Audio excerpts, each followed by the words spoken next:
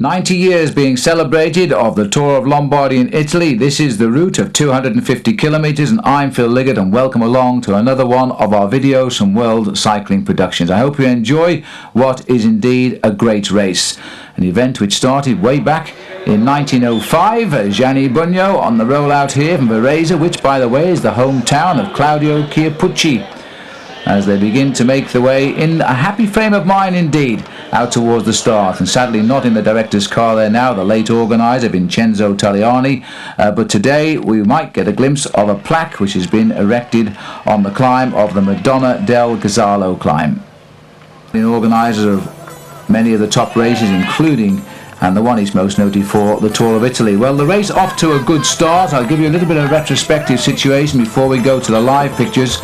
A breakaway forming very early on. It was caused by College, Pozzi, Michael Anderson, Nicola Panzeri and Vyacheslav Zhivanian, the man who won the Tour of Poland this year, Daniela Cignati, and they got away in a group of 6 and onto the climb of Gisalo. It was here where they dropped College, Cignali and Pozzi. These riders enjoying fairly warm conditions for the 156-mile challenge, or 250 kilometres.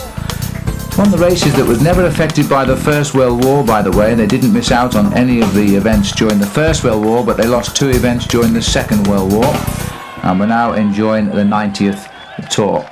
And this is where they dropped Cignali and Pozzi, College also being detached, leaving just 3 riders out in front as they headed up towards the top of the Madonna del Gisalo climb. This has never been a climb that's affected the race really, because it comes after only 100 kilometres or 62.5 miles into the race, and there's still a long way to go as they head down towards the first lap of Bergamo, where they pass through and then go out on another circuit. Michael Anderson, the big strong man for Telecom, is reported to be leaving the team, leading the charge. Zhivanian is the rider in the Roslotto colours, winner of the Tour of Poland this year, held by none other than Maurizio Fondriest, his Italian team leader. And Pozzi, the rider who's gone, while Cignali is the rider hanging on at the back of these riders on what would be normally a pretty stiff climb, but the breakaway at the moment is still in the region of 6 minutes.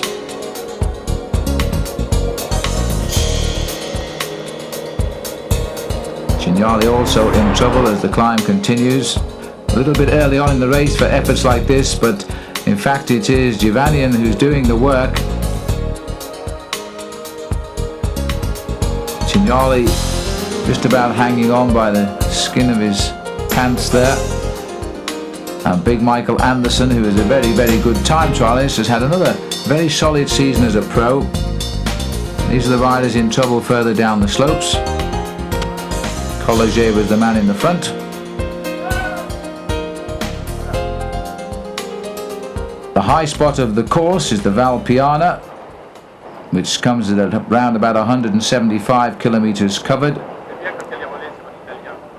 But here the riders approaching the top of the climb of the Madonna, where the plaque is to Vincenzo Taliani, and I don't think we're going to see it. But this is the story of the race so far. Cignali takes the lead over the top, Anderson second, Zhivanian is in 3rd place. And as we now go to the live pictures, we've got a counter-attack coming from Fabian Jecker of the Festina team. Anderson is still out in front. And this is Fabio Jecker, trying to salvage something out of a rather disturbing season for him, riding for Festina and trying to climb away now from the field.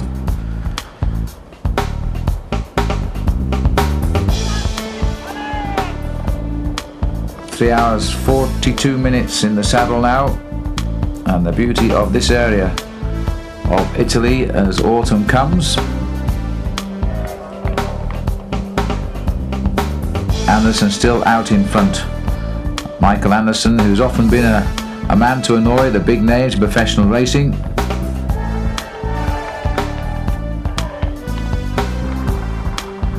As Jecker now tries, I think what Jecker would like is somebody to come along and give him a little bit of a hand here on the climb, and maybe they will. Swiss star.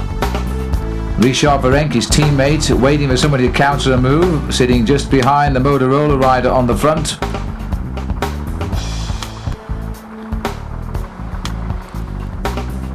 And the Once riders keeping the pace on the front. Anderson is on his own, though our cameras haven't shown him yet. He's got rid of the other two riders who are with him, who are spread across the climb here as we race up to the high spot of this year's Tour of Lombardy. As we approach 175 kilometers, there we have Michael Anderson. We used to go over this climb the other way until a couple of years ago, when the course has now been altered yet again throughout the colourful history of the Giro di Lombardia. But Anderson's still looking very, very strong indeed. Almost 8% this climb, which is 1 in 12. Michael Anderson, I saw win the Tour of South Africa last year. In tremendous form he was there.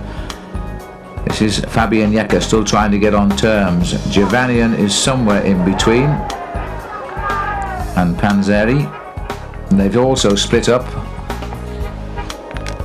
Pace here being set again. Looks like it's Alex Zülle on the front. It is indeed. Zülle still riding strongly. The new world champion at the time trial. Crashed in the world championship. Took out the Vuelta a España.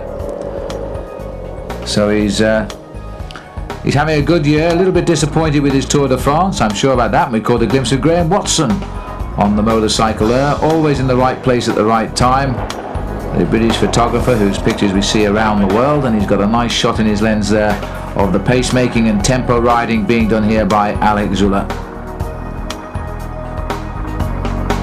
Zülle certainly strung out what is left of this big field on the climb of the Val Piana.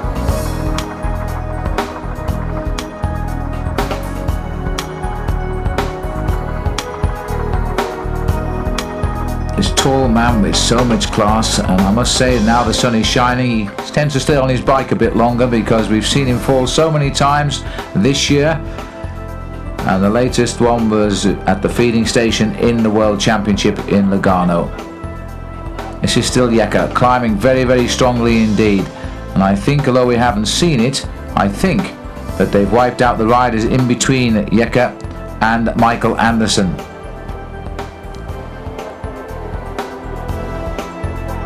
Well, this climb more commonly known as Roncola now. There is Jekker down there.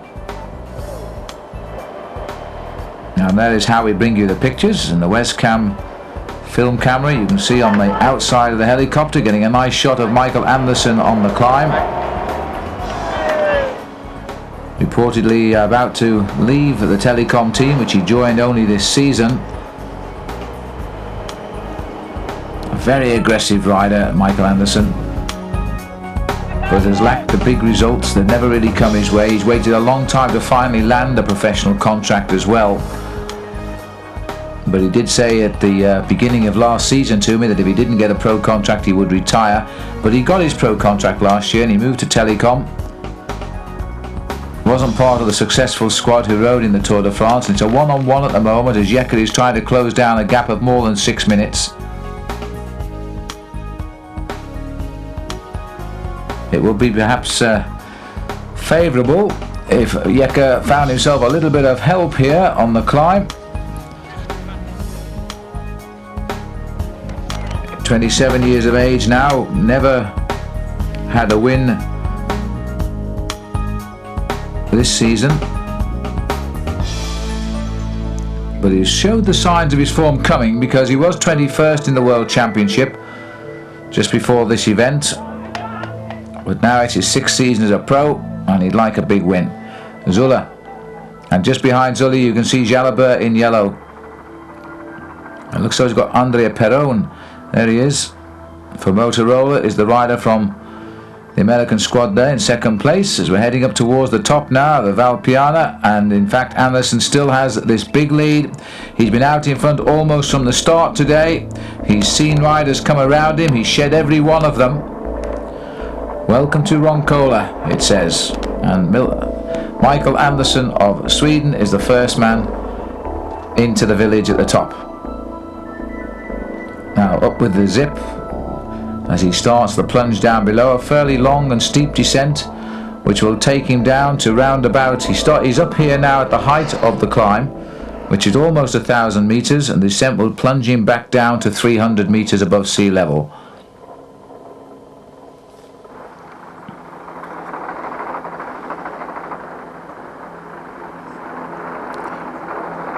There's what is still a pretty compact field, although it only looks to be about 25-30 riders in the main field. And still Zula, who seems to have no ambition of winning the Tour of Lombardy, content to make the pace, possibly to get Jalabert in contact with the action and wipe out what has now turned out to be some rather sad memories of the World Championship. Jalabert felt that the tactics ridden by the French team was all wrong and that he had no say in it.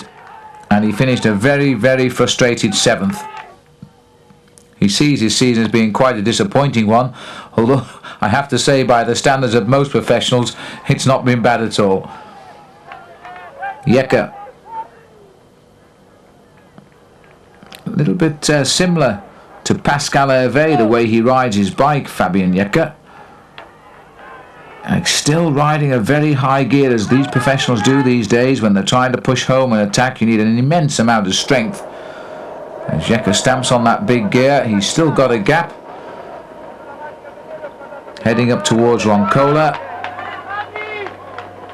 And still at the front of the group here, Alex Zula,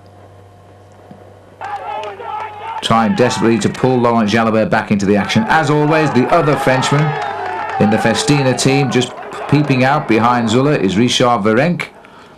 Andrea Perron for Motorola.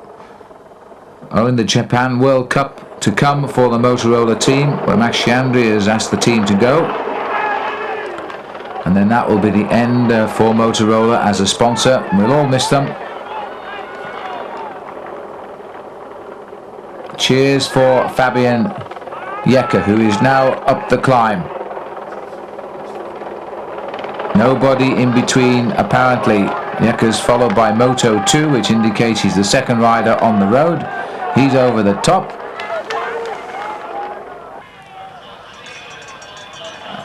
And it looks to me like the familiar figure now of Andrea Tafi, who is starting the counter-attack. He really has come good this year. We saw a great ride by him in the Worlds. He didn't quite have the legs to push home a medal result, but he got 6th place. And now he's trying to drag these riders up the climb. He's got 2 men out in front. Similar situation to the World Championship, really, isn't it? Because he had 2 men out in front when he started his counter move there. In Johan Museeuw and Mauro Gianetti, well, they're not together in this event. Yecker trying to get on terms at the moment with Michael Andersson of Sweden.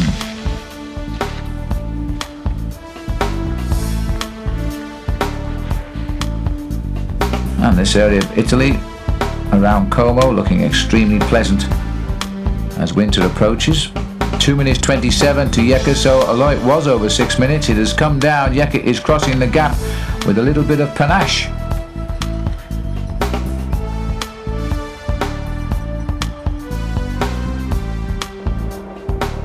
This is Michael Andersson being chased by Fabien Yecker. 1991 Yecker turned pro, and that was after a fine 5th place in the World Amateur Championships, which attracted the contracts.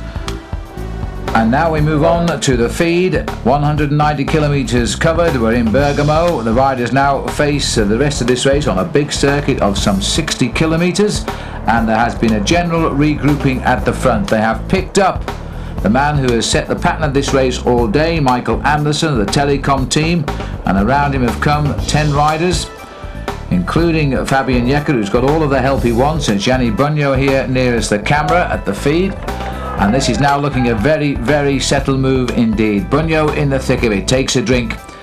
Having a look back, this is the group that's coming around them now. Richard Virenque setting the pace. Laurent Jalabert has also got himself up here. Stefano Catai of Roslotto.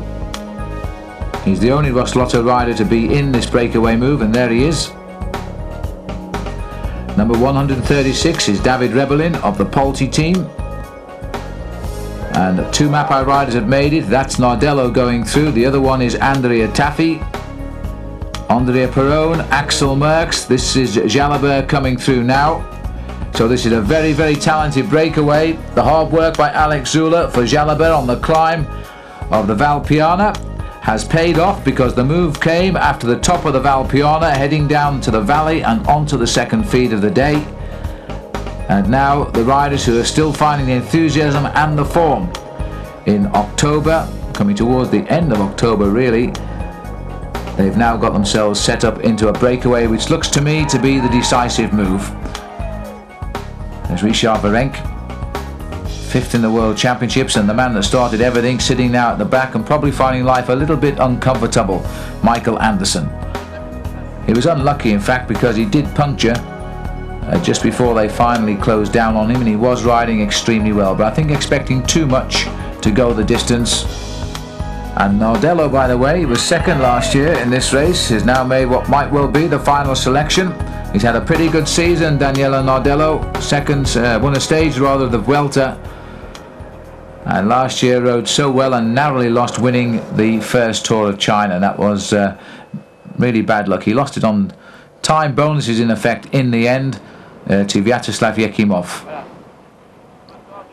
There's Taffy. A little bit of flat roads now as they race towards the last big climb of the day, the Col de Gallo.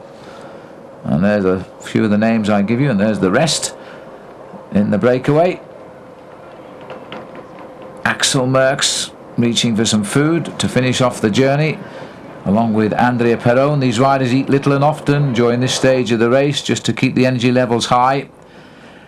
This is the third group on the road and trying to get on terms, but they're losing ground at the moment. Here, that's Francesco Casagrande group. And going to be biting the lip now, I think, as David Rebellin keeps the pace high. Pink jersey in this year's Giro d'Italia. And it looks as though they've got themselves pretty well organised here on the flat stages, heading towards the last big climb. Through and off for him. And there is the picture of Laurent Jalabert, the top Frenchman on the Spanish Once team. He speaks fluent Spanish, by the way. Now riding in his 7th season as a professional. And although he's won Paris-Nice, the Midi-Libre, the Classique des Alpes, 2 stages of the Vuelta, and was 7th in the World Championships, he won 30 races in 1995, you might. Stefano Catai, 153.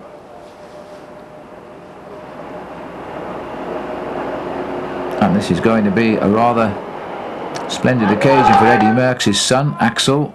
There's the distance to go, just about 60 kilometres left to ride. And Axel Merckx, it seems, is going to ride for the Polti team next year with the demise of Motorola. Well, Polti weren't in sponsorship when Father Eddie was around, and he rode for the Molteni team. But either way, it's interesting to note that son Axel is following the same pattern as Dad Eddie, because most of the best years of Eddie's cycling career were performed in an Italian team jersey. There's the world champion, Johan Museo, deciding to pull on his World Championship jersey instead of the jersey of the World Cup leader, and apparently the jersey they offered him was too small. At least that was his excuse. He has this love-hate relationship with the World Cup, although he is the leader, and he said he wasn't going to ride. Well, after winning the world title, he's changed his mind, of course. There he is. But his job today is a relatively simple one. He's not interested in winning the Tour of Lombardy, but he is interested in the whereabouts in the pack there of Andrea Ferragato and Michele Bartoli, the only two riders in the World Cup who could take his overall victory away from him. So wherever they go, I think you'll find Johan today, and if they're out of the points, then he'll be a very happy man, because it would probably take the event down to the final World Cup event in Japan, a one-off event as part of the World Cup series in Japan this year, because it is possible for Ferragato, if there's only one event left, with 50 points going to the winner of any World Cup race. I think Ferragato is about 36 behind.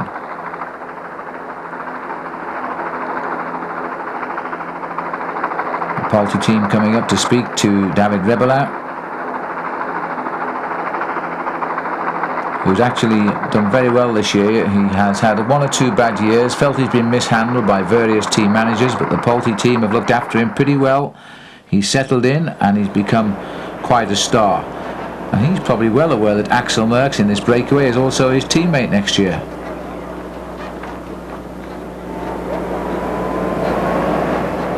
It seems to be time for the talk and the tactics now, as the riders continue to make their way, and David Revelan under orders now to get back into the bunch, having had his little chat with Zenoni Giussue, Director Sportif there of Team Pulte.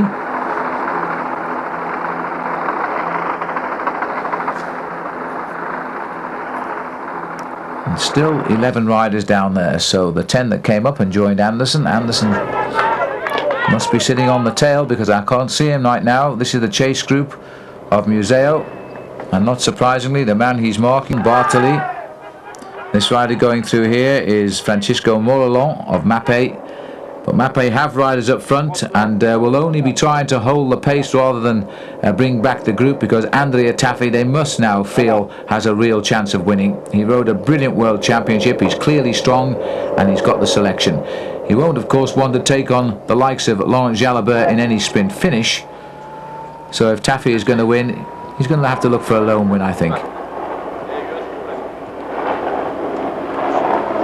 Split in the group there, caused by riders allowing doors to open when they are more preoccupied with drinks and the like.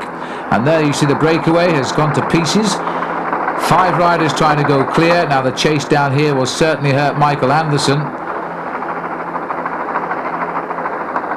And in fact Anderson is not there, because there are only 10 riders, so I don't know where he went, but he's gone. Or was there 11? I think there were in fact 11. There was actually 7 chasers and 4 or 5 in the front. Anyway, they're all back together again. Watch out for the pink jersey of the team. Tough boy is Michael Anderson. He certainly won't go off without a real fight. I once read a CV of Michael Anderson, so I can tell you a little story here, because it said the most admired cyclist, and Michael Anderson wrote me. And then he said married, yes. And hobbies, chasing girls. So I don't know how he worked all that out, but he's quite a humorist, is Michael. They're all back together. Richard Virenque, Gianni Bugno keeping the pace high with a nice time. I think it was Richard Virenque. Jalabert is marking Gianni. Katai both back together. A little bit ragged at the minute, but it does seem as though they're getting themselves together. Here comes a little message for Stefano Katai.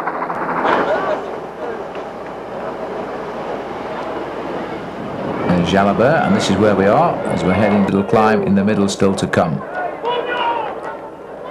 You probably heard that shout for Bugno as well. He's also the boss now of the professional riders representatives, so he's the man that looks after the wants of the professionals. He still has, though, this love-hate relationship with the press, especially the Italian press, who are often scathing in their criticism of him, and then say all lovely things about him when he pulls one out of the bag. Well, he doesn't really like that.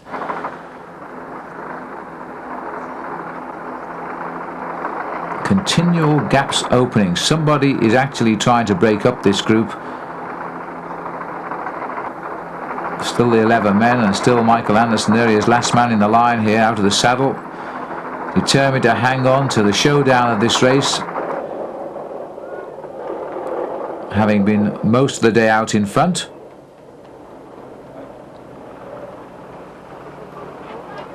We're just on 200 kilometers covered. I think Anderson must have been out there for at least 140 of them at the moment. Anderson sitting at the back, trying to hang on to the back wheel of Andrea Taffi. Race continues to head towards the Col de Gallo. And there's trouble, and it looks as though Anderson's had a puncture again. Anderson's had a puncture. The mechanic was a bit slow, because Anderson actually, all the brake had gone, and seemingly the cars as the mechanic came up, and Anderson was not too reticent to show his disgust. But that is really unbelievable, because a wheel change should take about 9 seconds. Anderson has been kept waiting there for what seems to me a fair time, maybe 20 seconds. He's got away now, but surely he won't have the legs to come back to this group. There is the only thing in his favour, of course, there is a long convoy of cars because of the number of teams represented here. But we're heading on to the climb now of the last serious climb of the day, the Col de Gallo.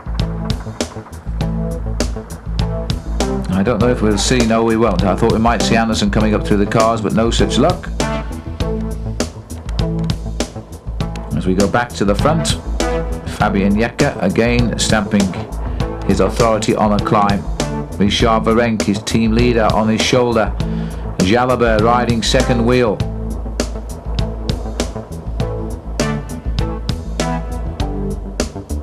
Oh, we're actually on the Col di Pasta, so we've still a little way to go to the next big climb and the final climb of the race.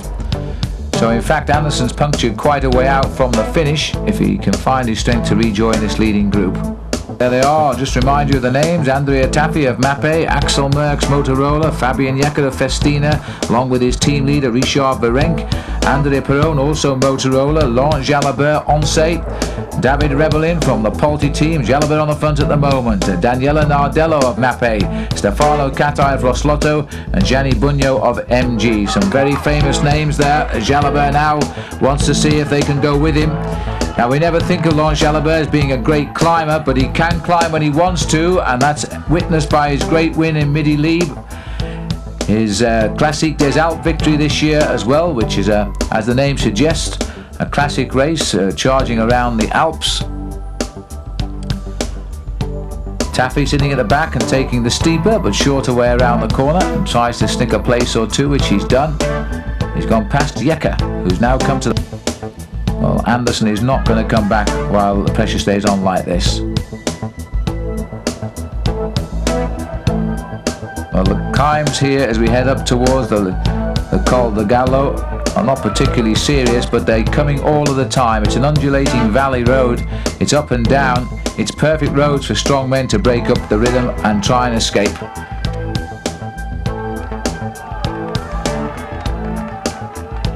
And the boys riding the heavy gears again to keep the rhythm high. Bugno leads, followed by Laurent Jalabert.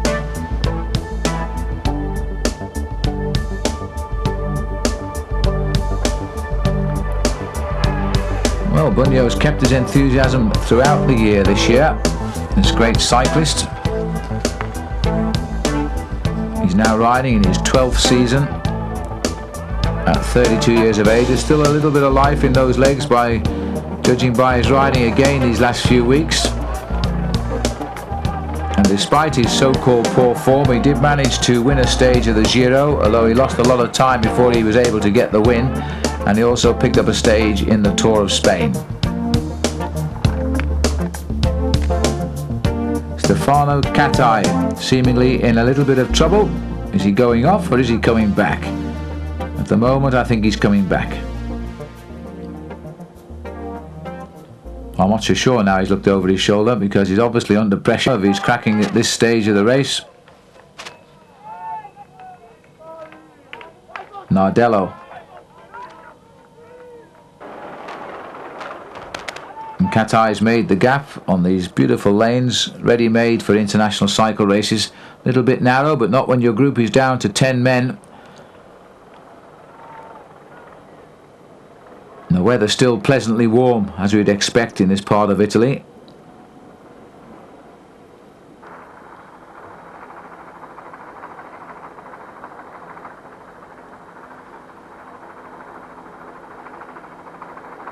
Well, we've had no information at all on the time gaps back to what is left of the main field, but from what we understand, the main field is slowing down dramatically and are losing ground. And the reason being, we have so many of the big names and top teams represented here. I can't think of many people really left to chase now back in the main field. It was a question of reading this move or being left out of the result of this year's 90th Tour of Lombardy.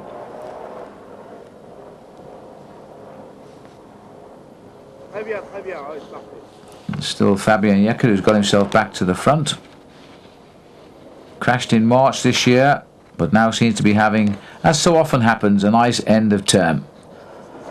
Italians, by the way, the 95, or rather 90 Tour of Lombardies we've seen, the Italians have won 57 times, not surprisingly. And then you go back to the French and the Belgians, who've managed to win 10 each. And after that, well, Switzerland, Holland and Ireland have all won 3. And Ireland's, of course, were all done by Sean Kelly.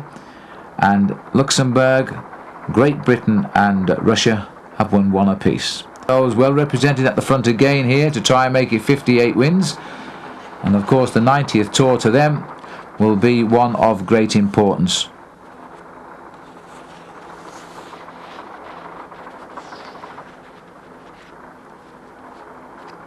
A lot of work being done at the front there by Fabian Jecker. Nobody, it seems, willing to work too hard. Heading now towards the Col del Gallo, which is a climb itself which will lift the race. So basically we're running along an undulating valley road which hovers around 270 meters, and then up from 345 we climb in very short shrift Gallo. Then it's well, there's one more little climb before the riders continue their descent back down to Bergamo.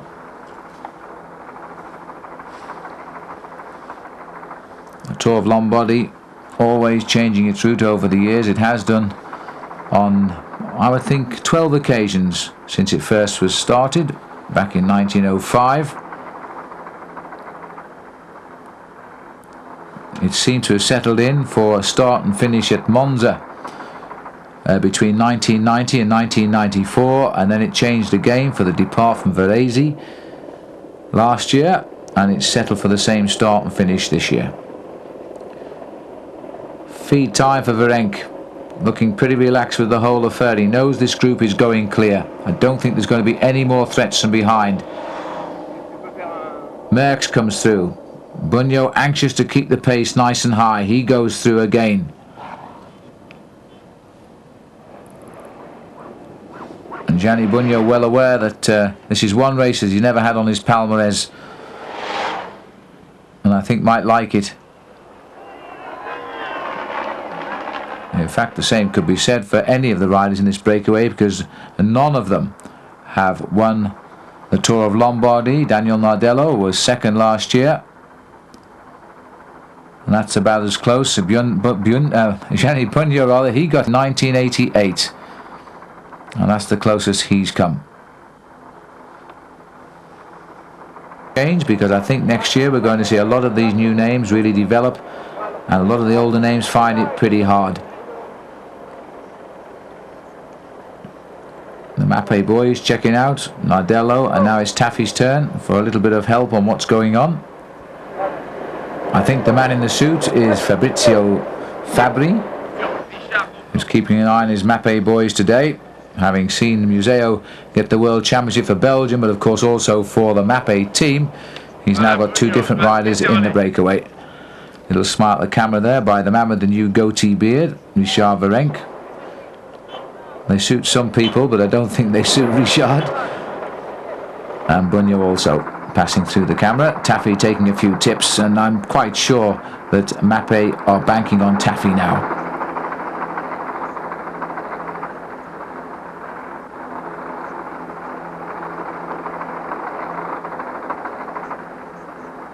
No sign of weak links. We've seen the gaps open. I think they've been opened on purpose. We've seen the riders close them down pretty easily. So I think if there's going to be any challenge now, it's going to have to come on the climb before the finish, which will take us to the high spot on the climb of the Gallo. Bugno is getting a little bit animated. Well, let's go back and have a look at Group 3, because the arrival of Michael Anderson, who's now being picked up by the chasers, and that really is sad. He never did recover from what was a very poor change shoulder, and thinks, why do I bother, because he's been swept up by a group there now who's really out of the hunt. Stefano Cattai just speaking to his team car there and getting a drink, and he's going back up to the race. Concentrated drinks the riders take just before the finish, and Cattai pedaling pretty smoothly goes back up to the leaders.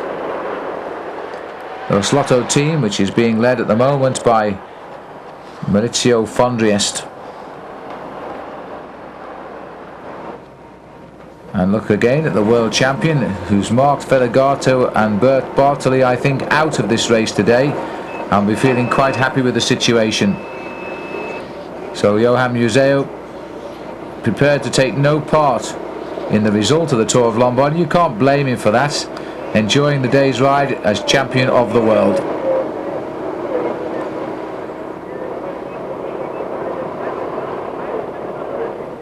Number 17, Tony Romo, reportedly thinking of moving teams, which is displeasing the Mappe boys.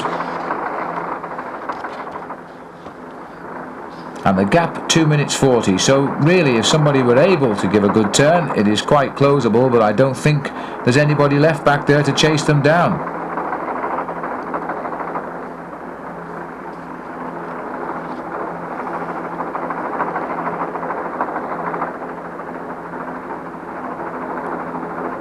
Sitting at the back of that group, still Stefano Katai. Katai, by the way, has never won a race as a professional, even though he's now in his 7th season, I think it is, as a pro.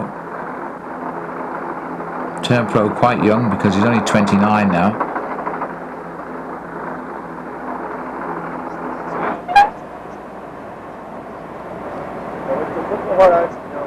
And David Rebellin sitting at the back in the Polti colours. Back comes Axel Merckx, going back to the team car. Have a word with Jim Okovitz, the director sportive, and what a nice man, of the Motorola team. And it'll be sad to think that we won't be seeing Jim in a team car next year with no team to look after. But it looks as though we've gone back to the front, and no, we've gone back to the back, because this is Moto 3. It looked like Konishev who was launching an attack, but it's all coming a little bit late, but maybe.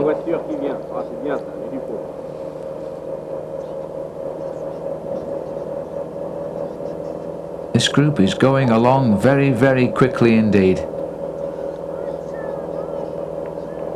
Andrea Perron has now taken off his hat, still coming through, followed by Jalabert, Bugno, Merckx.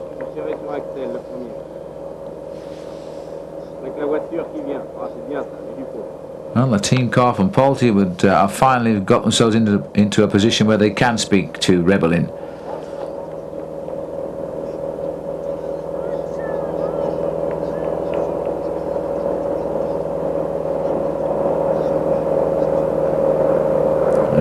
Perron.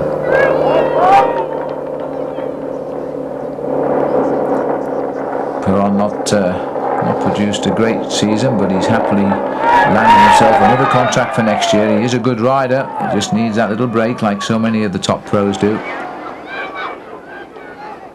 Former very prominent member of the Italian team time trial squad before he turned pro. Chase group, Tony Romo. And Romo, even though he seems to be working that hard, I don't think he's chasing too hard, not with Taffy up in the lead. Maybe keeping the pace high enough to discourage moves. As we do see, well, we saw briefly there, a little look at Dmitry Konishev from the Aki team. There he is, it looks like he's grown himself a moustache. What an extroverted character Konishev is. He's been known to turn up at races without shaving his legs, can you believe?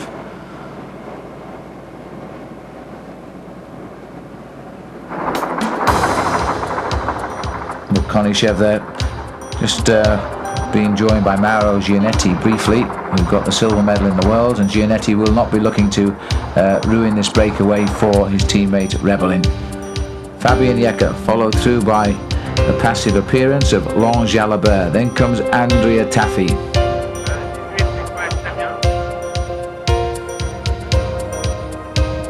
David Rebellin. This frail man who can climb well, but I'm afraid he couldn't time trial too good, and that cost him the Tour of Italy this year.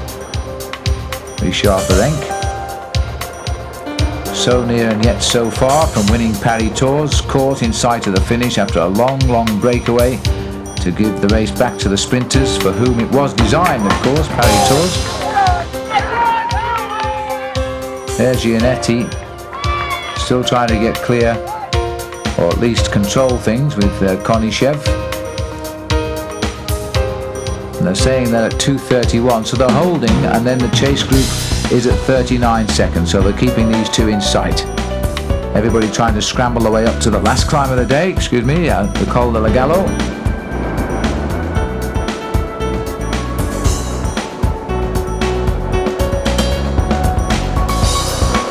Fausto Coppi. How ironic, he rides a Fausto Coppi frame, and it was on the course in 1953 where Fausto Coppi became world champion. That only a week ago. Mauro Gianetti got the silver medal in the World Championships.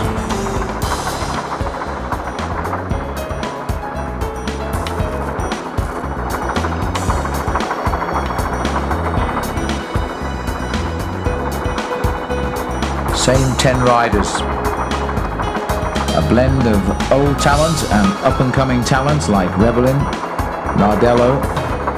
They're the new boys on the block. Axel Merckx. And the men who are heading up for the over 30 membership here is Andrea Taffi, who is exactly 30. And the other rider over 30, Gianni Bugno, who's 32. 2 minutes 10 seconds, they're saying to the breakaway. Richard Virenque will have spotted it, no doubt. And just behind him, Nardello. And then Perron. Going through the outside, you may have heard the whistles from the riders as Fabian Jecker launches the attack. A very attentive Axel Merckx chases him down. Well, this might cause a little bit of a rift in relationships in this breakaway. Merckx tries desperately to get on. I think it's Rebellin who's behind Merckx. As they catch Fabian Jecker, a bit slower to react at the back of the bunch. But this attack at least is going to be contained. Nardello suddenly catapulted to the back when that attack happened because he was right up at the front. So Jecker, Merckx, Rebellin, Jalabert, who was also very attentive there, went straight across on the wheel of Rebellin.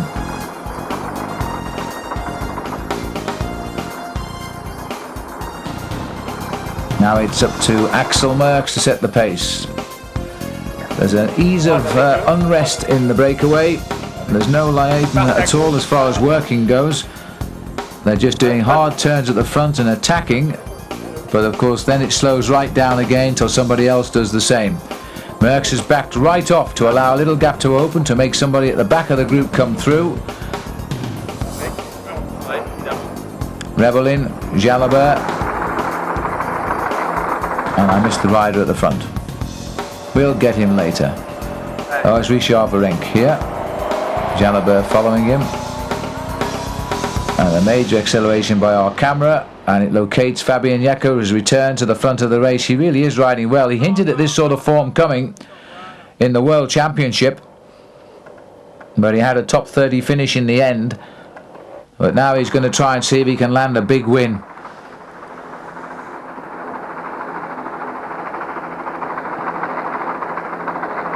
So Jecker and Taffi, I think it is, going clear.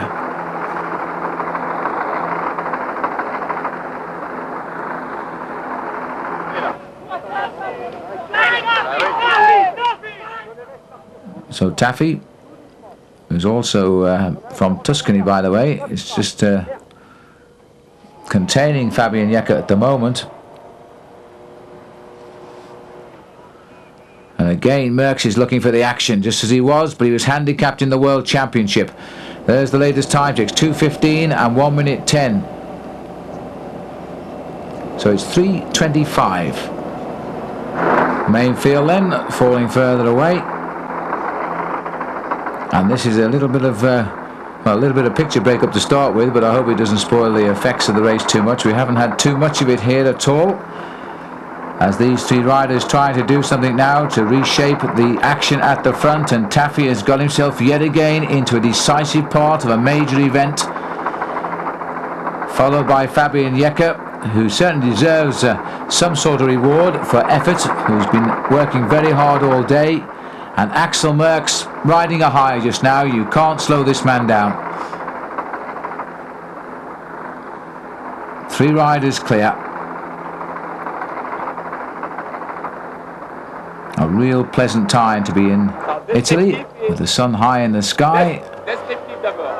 Now, there's going to be decision time here shortly. Merckx has a teammate in Andrea Perron, so he's not going to counter. Jekke has a very illustrious teammate there in Richard Virenque, so he's not going to counter. And Daniel Nardello, the teammate of the leader on the road there, Andrea Tafi, he's not going to counter. So that takes out 3 of these men, which needs only 4 to do the work. Stefano Catai's never won a race in his life. He's sitting at the back and doesn't look too interested. Jalabert will wait for somebody else. He often does. And so I'm not too sure that we may not be witnessing the winning move here of Lombardy.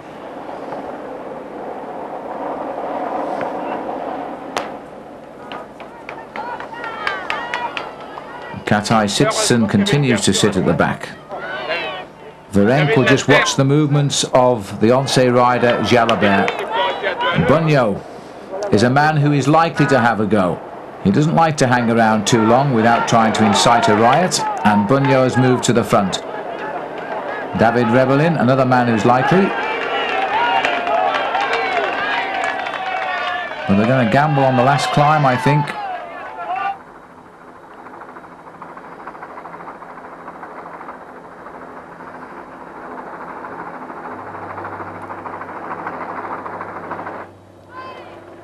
Andrea Perron looks over his shoulder. He likes somebody to fill the gaps. Richard Virenque, no problems. This is where the counterattacks might come, and that may be why Perron is dropping down the line a little bit to keep an eye on affairs from the back. Bunyo setting the pace as we go forward, and let's just get some idea. Maybe this will be it on the motorbike.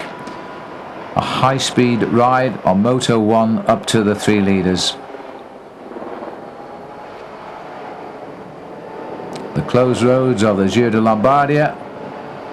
I'm not sure whether that was a club cyclist or not going up the hill there. Well, we're going to find out now because we're joining the leaders and these are the same 3, so I think a club cyclist slipped onto the course, but he's got away with it. And we're back with the leaders. That's the sort of gap. Unusual way of showing you, I must say, but quite an interesting one. Tafi in the centre, Axel Merckx riding well at the back. Fabian Jekke searches for the back wheel. In fact, he's going to have to take the back wheel of Tafi. That was a terrific acceleration by Tafi. Merckx had absolutely no answer. It came on that tight right-hand bend. He took the shortcut around, and now Fabian Jekke, who's got the strength, I think, to pull back Axel Merckx. But it certainly showed that Axel was in a little bit of trouble. As he fell back there, the gap opened, just like a piece of elastic being stretched, and that was a real power display by Andrea Tafi. Tafi continues to be the strong man at the end of season here. His big chase down in the World Championships in the end rewarded him with a 6th place finish. And Fabian Jekke has forced himself back onto the scene, and I will think that acceleration by Tafi may well have opened the gap a little bit more. On the right of the picture, the chasers led by Laurent Jalabert. And there you have the 3 leaders on the left. And they're looking a little bit twitchy now. We've seen that strong acceleration by Tafi, but they've all come back in nicely. Merckx has got the lead at the moment. There's Tafi tagged on behind Fabian Jekke. 7th summer of cycle racing as a pro for Andrea Tafi, who is now 30 years of age, while the young up-and-coming Axel Merckx is still only 24 and entering his 3rd season as a pro. Scored his first win this year in September and also finished 4th in the World Championship. All the signs now are developing very quickly.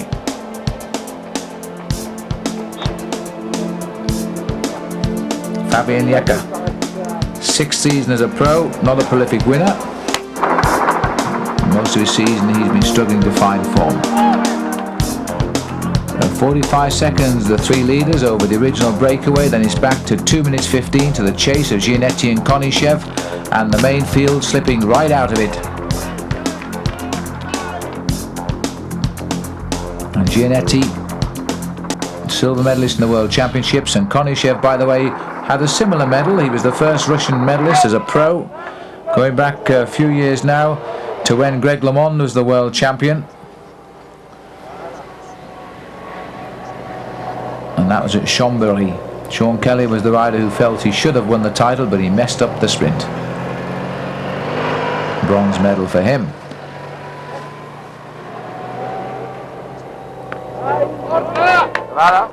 Well, this long climb now become a tempo power climb for Fabian Jekke. Merckx has recovered from that body blow delivered by Taffy. Has got himself up into second place. And Jekke continuing to stamp on those pedals and lift the pace, and it is actually stretching Merckx, I think, to the limit, but he's hanging in there. Taffy as well. And Taffy swinging right out, and in fact Taffy going again. Andrea Taffy has delivered another blow this time. Look at the sprinting going. He had to brake for the corner there, and the climb continues, I think, around the left-hander. But now they're going to have to chase once again, and Merckx once more can't chase. It's left to Jekke, who brought him back last time, and I think is going to get him back this time as well. Taffy climbing. Fabian Jekke trying to chase him down, and Merckx trying to hang on to Fabian.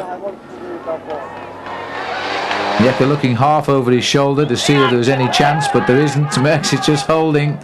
Jekke has come through and goes immediately by and just checks to see if Taffy has any legs to lift it. He has, and I think that'll shut it down. So that's twice now that Andrea Taffy has tried to break clear of these two, and on two occasions Fabian Jekke has been the man to bring him back. If this had been one-on-one, I think he would have cracked Merckx. But hats off to young Axel. Suffering he may be, but staying with the top three in the Tour of Lombardy he most certainly is. This is the group behind, led by Gianni Bugno. Perron will not offer any help in second place.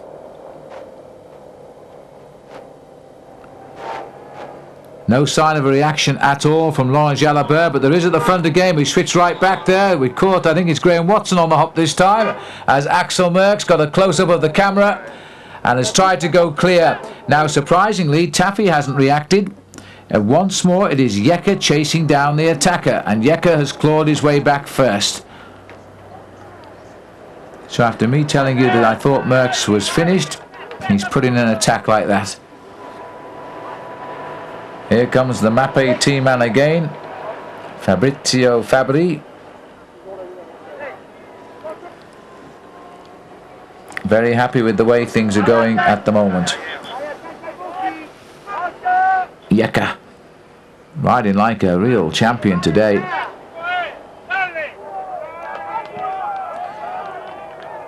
Meanwhile, back in the chase group, which is still losing ground, it seems to me Gianni Bugno who has been designated the workhorse of this group. As he continues to climb, Richard Virenque on his wheel, followed by his eternal shadow, Laurent Jalabert. And that group slipping away to 1 minute and 10 seconds, so it's looking very, very good for these riders now at the front. Andrea Taffy is in third place.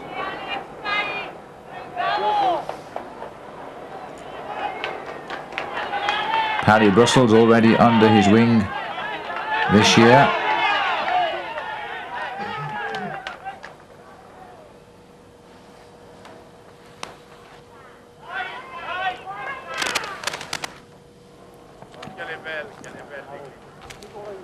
And now Merckx has been the man who's been told to do all of the pacemaking, it seems, while the others recover from their efforts to get rid of him. In and out of the saddle.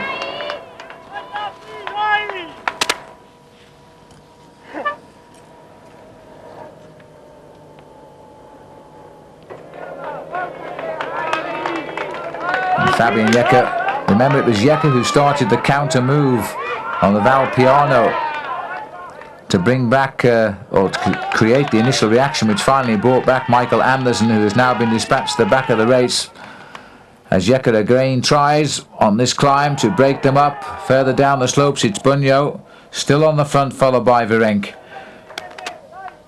They really have got to react a lot quicker than this now and try and get into a workmanlike line if they're going to have any chance whatsoever of bringing back those three leaders. And I feel that's not going to be the case.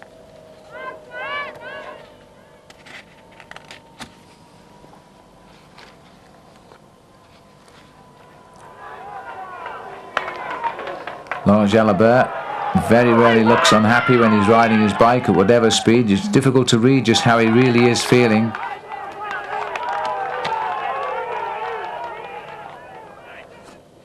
All the cheers, as always, for Gianni Bugno.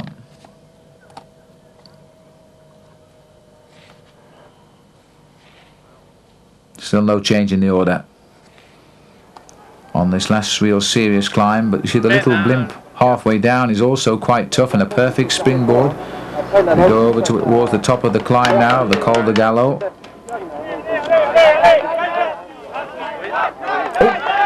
And in fact, Jekke there slipping his gear and bouncing on Merckx, and Merckx took a look at him, but it's an innocent mistake. Jekke labouring a bit now, and I think Taffy may have spotted that, because he's gone again with this time with one terrific acceleration. This is a serious attack. He's been waiting for this one. The other two were dummies, but I don't think this one is. They're going to have to bring him back, and bring him back quickly. A terrific acceleration by Andrea Taffy has gone clear here, the winner of Paris-Brussels. Third in Paris-Roubaix. He wants a really big classic victory under his belt. This might be it. Andrea Taffy goes clear. He's not looked over his shoulder yet to see what the damage is, so he knows how well he's going. Now he does. Now he's seen the gap. Now how long can he keep the effort before he must slow down? Will it be long enough to open up the gap? As we look down, and there is the gap, and they have been blown away into his slipstream here. Fabien Jekke seemed to just falter that moment, and it was spotted by Andrea Taffy.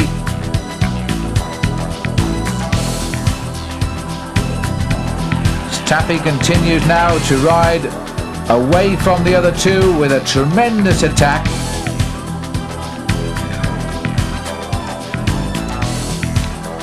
Now, that's a familiar sight when the cameras we've seen alongside Andrea Taffy so much this year, going close in on his face.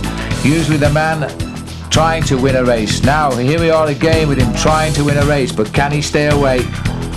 Inside 30 kilometers to go to the finish. Fabrizio Fabri is going to shout him all the way home if he can, back down to Bergamo.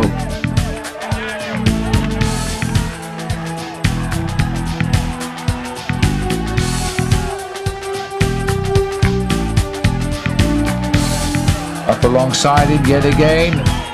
We come up to that 763 metre summit.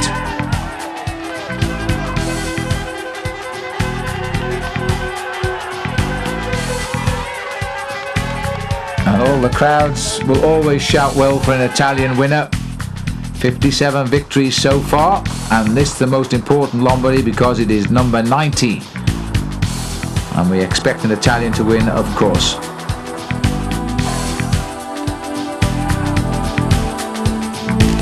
Taffy keeping the rhythm now. He's recovered well, I think.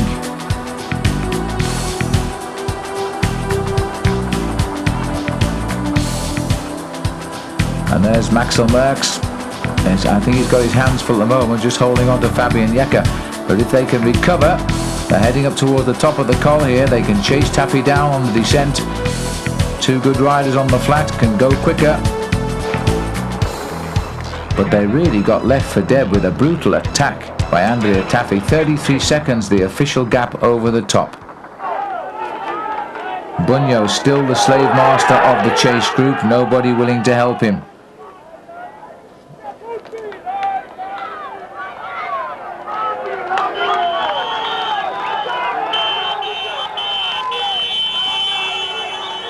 Little space trying to be cleared, judging by the car klaxons there as Bugno comes through. I'm surprised at Virenque, well, not surprised at Virenque, of course, because he's got his teammate at the front, but I'm certainly surprised at Jalabert making no attempt here to offer assistance. We wouldn't expect, in fact, the Motorola rider Perron, who's riding a great teammate ride, sitting there on second wheel. There's Virenque on third wheel, Jalabert, then Rebellin, and then Nardello, second last year in the Tour of Lombardy, and in a big move again this time out. But I think we may well have seen the top three riders up the road already. Unless, of course, the two chasers do show signs of cracking. Just about 25 kilometres to run into the finish now. Bergamo, Andrea Taffy enjoying without doubt his best ever season, has taken the bull by the horns and gone clear. Took 3 attacks to do it, but really the other 2 were dummies compared to the power he applied on that third move.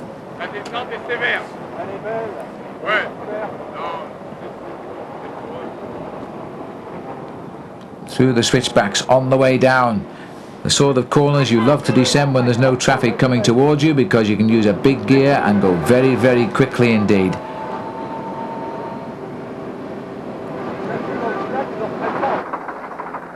And Taffy speeding away, it appears.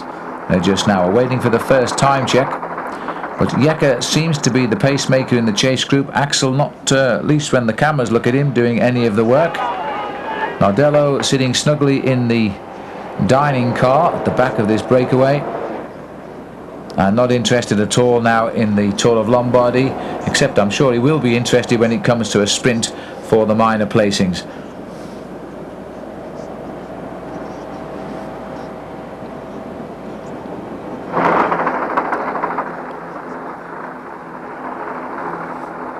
So Axel Merckx riding for Motorola for what might be the last time, unless he goes to the Japan World Cup, but I don't think he is.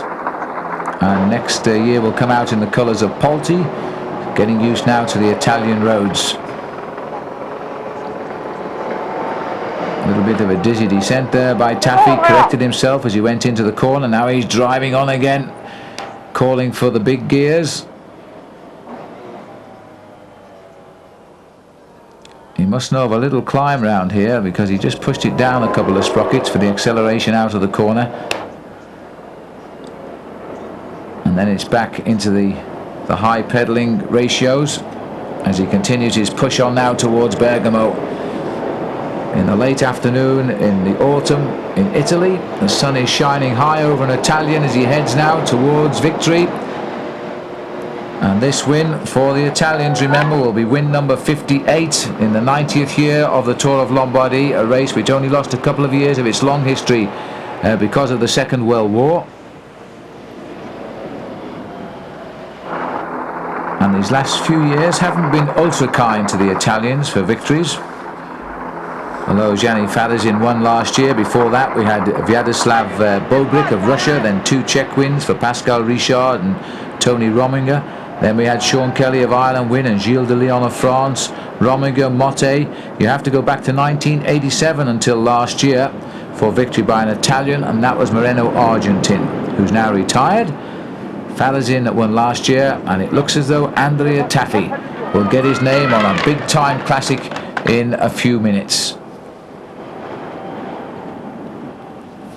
He's still got a fair way to go, but judging by the way they're chasing behind, unless he makes a slip, he should be good. His lead is now up to around a minute.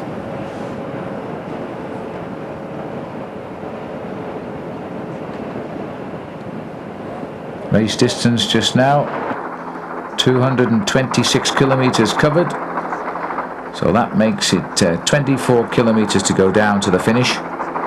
15 miles. Still time to win or lose the Giro di Lombardia.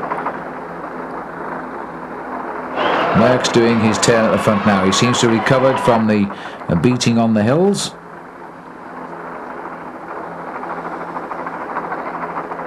Festina up alongside to say that it's really up to him now, because I think Virenque is going to remain a captive of that chase group. This is the chase group here. And so Bruno Roussel will have to have told Fabian to just work steady with Axel Merckx and see what they can do. They might recover.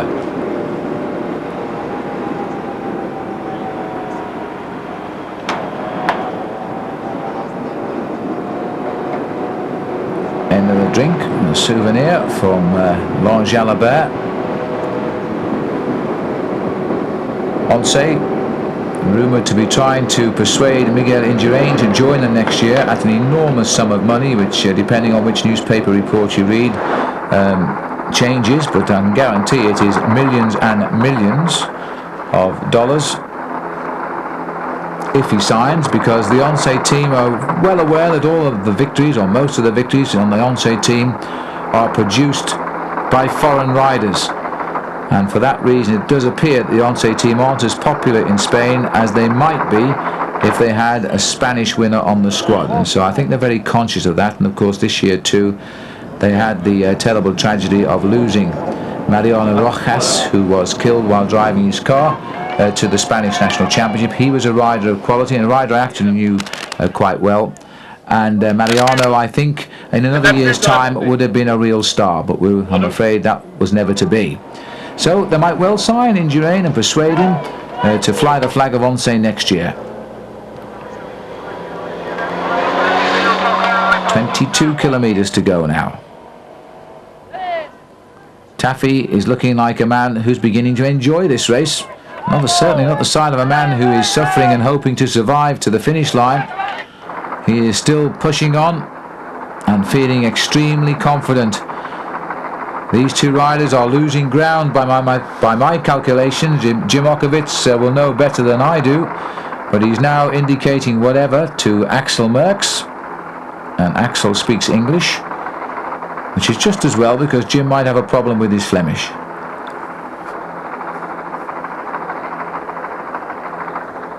And certainly Fabian Jekke is salvaging an unhappy season with a great ride today. He's certainly not here by luck.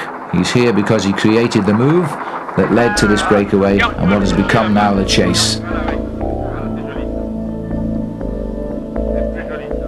Out in the country, no crowds to shout for Andrea Taffy. The Tuscan is going to just simply have to get on with it now and talk to himself and persuade himself he has the ability, he has the condition. Now, why can't he have the win? 68 seconds the gap to the two chasers, so we're going out a long way now to the Bunyo group, who are falling out of this competition. There's Richard Virenque, hardly looking like a man now, who is going to take part in this race, and Bruno there will have told Richard Virenque exactly what the situation is with Jekke. And in case he didn't hear it the first time, he's come back to tell him again. So Virenque will just sit around the back of this group and try to mop up what's left of the race, unless of course they happen to mop up Fabian Jekke and Axel Merckx in the run into the finish.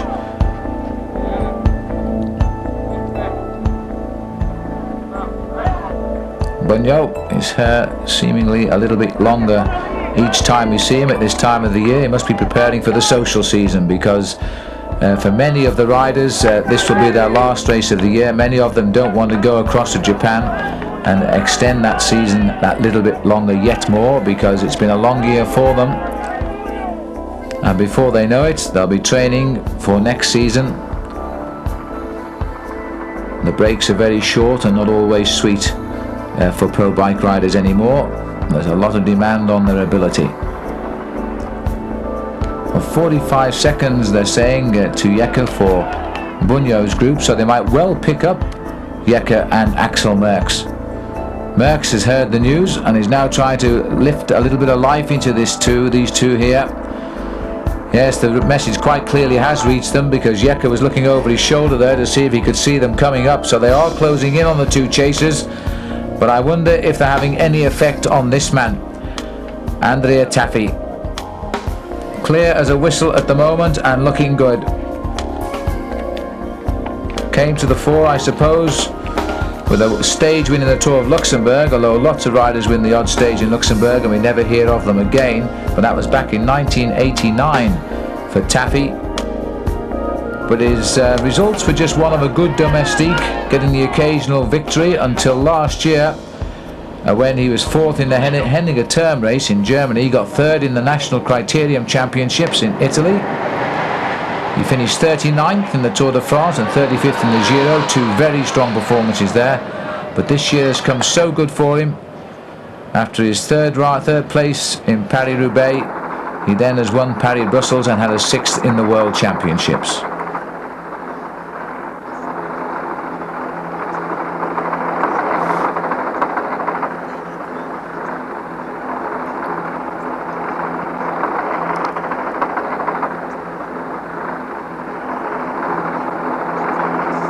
Swiss-Belgian tandem trying to, I don't think necessarily trying to catch this man, Taffy, but I think now trying to stay away from the chasing group of Gianni Bugno. Because Bugno, Rebellin, Virenque, Jalabert, Ginetti, Perron, they're all in that group. Daniela Nardello. Here comes Fabrizio again for an update. But I think Taffy knows where he is in this race right now. This is all a matter of encouragement now to keep him on a high.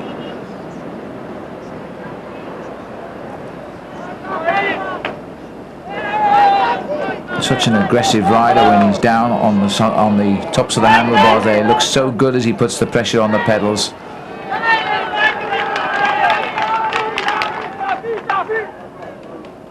Doing the time trial of his life here.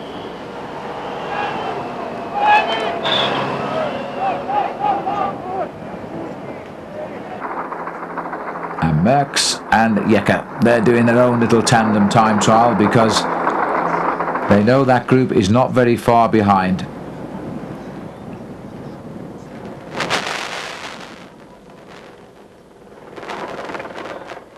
They really are living on a life edge here, I think, because that group of Bugno is closing in and it could well connect in the last couple of kilometres of this race today.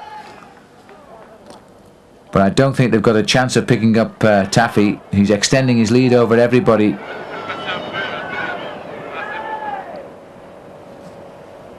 Just keeps glancing up ahead and puts his head down and looks at the pedals, counts the revs.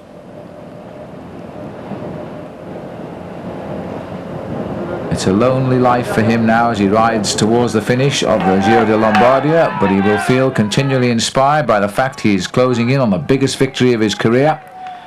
Fabian Jekke started his reaction today at about 170 kilometres into the race, and then he's facing up to 80 kilometres in racing at this position now, but he knows that chase is closing him in.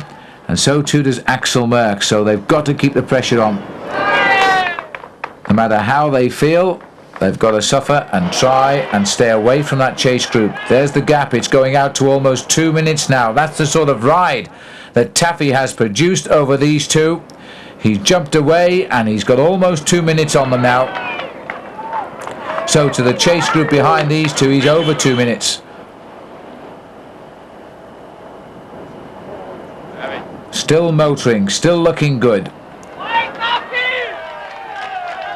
You can hear the crowd shouting him by name. Of course, they have the privilege of rushing indoors and watching it on television, then rushing to the end of the garden and see him go by.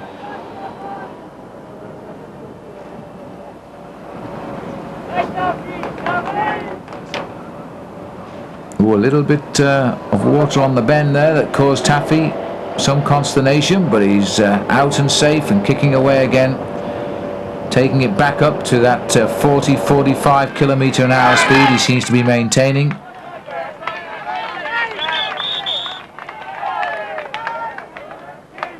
And Merckx, now we're on the flat, seems to be the man to carry Fabian Jekke. It was the reverse role on the climbs, but now Merckx is settling down to holding these two away from the chase group, which cannot be far away, although it must be more than half a minute because we've got all the vehicles in behind these two. So it's reasonably safe. Here's the group. Still led by Gianni Bugno, who's been able to do nothing except hard work at the front. He's obviously decided to just stay at the front of this race because nobody's been willing to pick up the chase. Just tapping through the pedals with almost a smile on his face. Daniele Nardello, second last year in the Tour of Lombardy, knowing now that his teammate is alone in the lead. Another share in the prize money heading towards Daniele today. And there's still a chance, of course, if he was a good sprinter, and he's not a bad sprinter, to clean up what will be at the moment for fourth place from this group. And somebody has taken a flyer off the front. I'm wondering if it's Mauro Ginetti.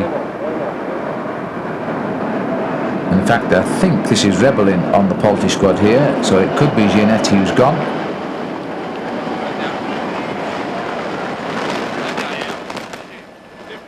But anyway, he's come back into the fold. And it's the status quo again. No reaction, you see. They just brought the rider back, and now they slipped almost back into the old habit of just tempo riding in this breakaway.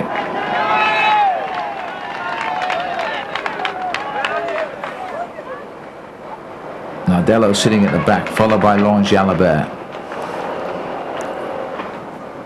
Again, a season hampered by sickness and a little bit of injury. Finally lost his way in the Tour de France on the road to Gap, and he abandoned.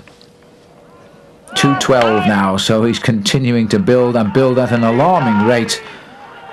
I think he could go on for 260 or 270 kilometres, but this race today will come to an end at 250, and we're running down into the last few kilometres to the finish, and Andrea Tafi is certain, I think, certain as one can be, to take out the race now.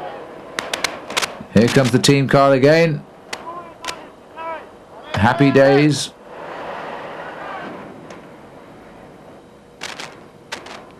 And there's been another attack at the front, and I think again by the Polti duo. It's either Rebellin or Gianetti, and in fact it is Gianetti who's gone. And they've split this field for the moment. Jalabert, attentive as ever, is quickly across the gap. Virenki's trying to make up for the door that somebody opened, but he's got across as well. All this happening some 2.5 minutes behind the leader on the road, and there's how to do a real bunny hop over these traffic calming humps that are appearing all over Europe these days, and not the best of things for professional bike riding.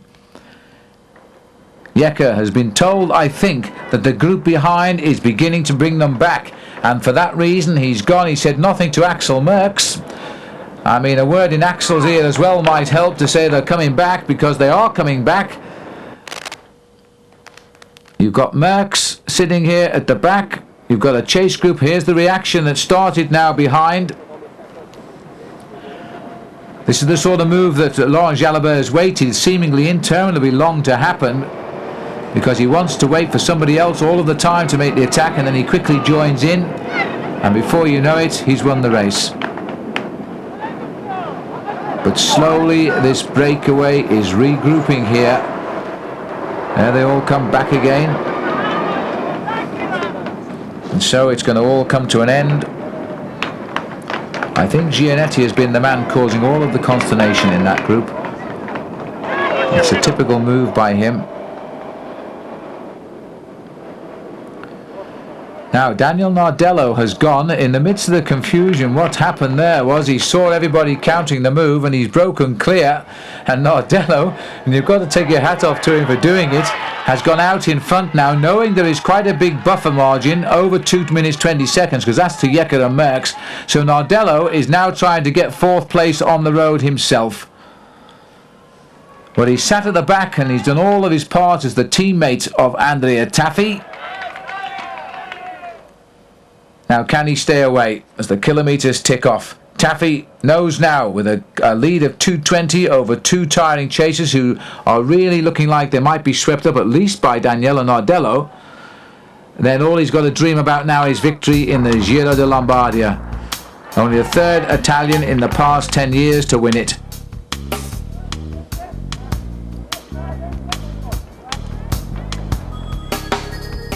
Merckx trying to call through Fabian Jekke. Nardello must be making progress. Unfortunately, there's so many riders around now, and they're not really as proficient at bunny hopping as Andrea Tafi was. And just to prove me wrong, they both did it quite well there, didn't they? But just behind now, and I don't know by how far, Nardello is gaining. Here's the chase group. Nardello's still ahead of them. But our camera committed here, Moto 3, so we've only got 3 television cameras, so Nardello will be in between. Somebody else has gone again.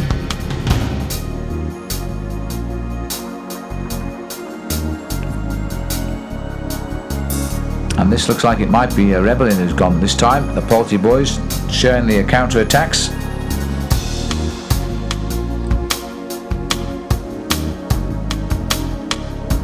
And in fact, I think they've picked up Nardello, because I think he's riding at the back of this group again. So they must have caught him, and that's why Moto3 has come back to this group.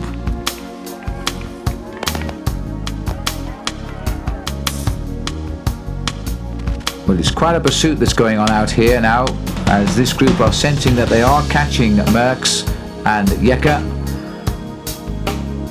And then they'd have the race on their hands for second place, and Nardello knows all about that. And 6 kilometres to the finish, I think the small sign said, on the left of the road. I hope the riders saw it. It wasn't hardly a big one. And it's 4 kilometres they're saying for the lead up, so that would be about right. 2 kilometres now spread across between the front and the second and third on the road. 4 small kilometres now. 246 have been covered, and Andrea Tafi heading for the greatest win of his life in what is turning out to be his best ever season. Certainly be no stopping him now. After knocking at the door these last 2 years, he's now going to be able to say he won the Giro di Lombardia, and in his 90th year at that. He's going as well now as he was when he broke clear. He's not showing any signs of fatigue whatsoever as he races down towards the finish here in Bergamo. He's in the streets of Bergamo now, as he heads down towards the Via Foro Buario and the VOG David Piazza Marconi. And the finish will come on the Via Papa Giovanni, the 13th.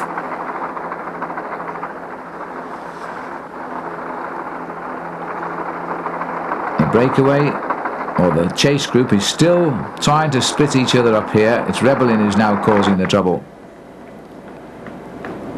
They've done pretty well to hold off that chase group, you know, because they're not very far behind. I can't give you the actual time gap, but we're only talking about 35-40 seconds. And on the straights, they must see the gaggle of cars behind the 2 leaders. Okovic again passing on a word of encouragement to Axel Merckx, who is suffering, but hanging on in there. I'm not even so sure that Tafi, we've just seen there, is even suffering. He seems to be absolutely flying today.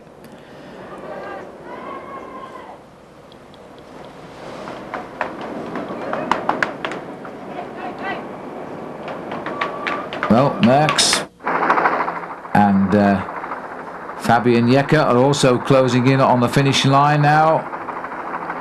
And again, a counterattack has gone off the front.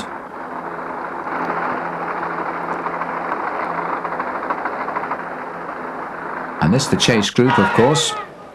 But it looks to me as though they're continuing to split up in that chase group. It's not going to be a sprint if they continue to attack like that. 2 kilometres to go inside for Fabian Jekke.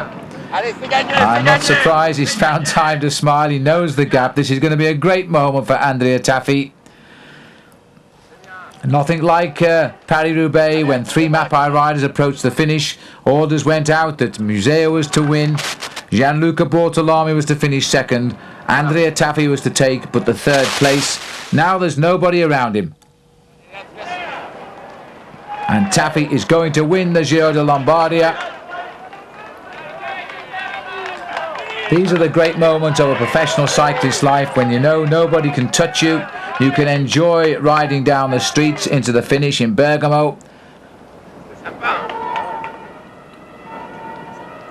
Even if you were to puncture now, there's time in hand to change a wheel. Although I don't suspect he would like the thought of that happening.